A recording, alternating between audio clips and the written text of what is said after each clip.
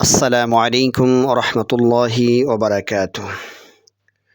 আশা করি যে যেখান থেকে শুনছেন সকলকেই মোবারকবাদ। অন্যান্য দিনের ন্যায় আজকে আরও একটি ভিডিও নিয়ে আপনাদের সামনে উপস্থিত হয়েছি। আজকে যে বিষয় সম্পর্কে আপনাদেরকে একটি তদবির, একটি আমল দেব, সেটি হচ্ছে যখন কারো উপরে জিন আসর করে, জিন কোনো ব্যক্তির উপরে যদি হাজির হয়ে যায়, তাহলে সেই জিনকে কিভাবে রোগীর শরীরে আটক করতে হবে এই সম্পর্কে। তো এই নিয়মটা পুরোপুরিভাবে বলার পূর্বেই সকলকে অনুরোধ করব, যারা আমার চ্যানেলটিতে নতুন এখনও সাবস্ক্রাইব করেন নাই তাদেরকে রিকোয়েস্ট করব অবশ্যই চ্যানেলটিকে সাবস্ক্রাইব করে দেবেন, বেল আইকনটিকে বাজিয়ে ভিডিওটিকে শেয়ার করে দেবেন। আর যারা চ্যানেলটি অলরেডি সাবস্ক্রাইব করেছেন তাদেরকে অসংখ্য মোবারকবাদ। তাহলে শুরু করা যাক, কথা না বাড়িয়ে মূল আলোচনা।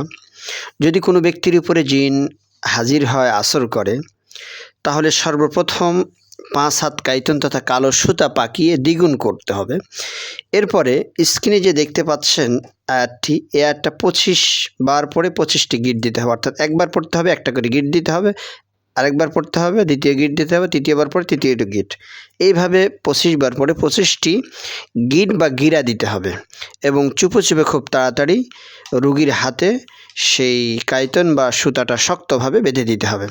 আয়াতটি হচ্ছে বিসমিল্লাহির রহমানির রহিম, ইন্নাহুম ইয়াকিদুনা কাইদা ওয়া আকিদু কাইদা ফামাহিলিল কাফিরিনা আমহিলহুম রুয়াইদা। এই আয়াতটি আপনারা স্ক্রিনে দেখতে পাচ্ছেন, উচ্চারণ সহ দেওয়া আছে। এরপরে নিম্নে যে আয়াতটি দেখতে পাচ্ছেন স্ক্রিনে, একখানা রুমাল দিয়ে ওই বন্ধন কাইতনটা রুমাল দিয়ে ঢেকে দিতে হবে, যাতে করে রুগী সেটা স্পর্শ করে খুলে না ফেলতে পারে।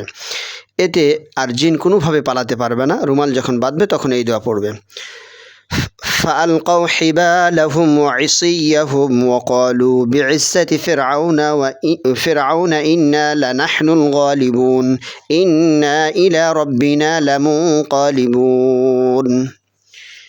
উচ্চারণও দেওয়া আছে।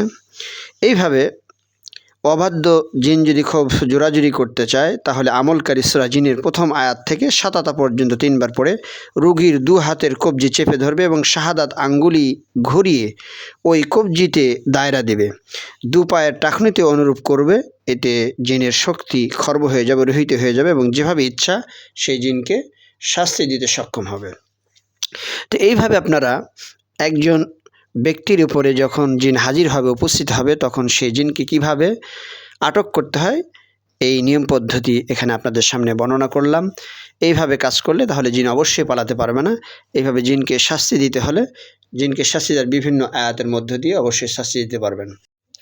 ভিডিওর কোনো নিয়ম বা কোনো অংশ যদি বুঝতে কারো অসুবিধা হয়, তাহলে অবশ্যই কমেন্টে উল্লেখ করবেন, তাহলে আমি আপনাদেরকে সেই অংশটুকু বা ওই নিয়মটুকু আপনাদেরকে ভালোভাবে বুঝিয়ে দেওয়ার চেষ্টা করব ইনশাআল্লাহ।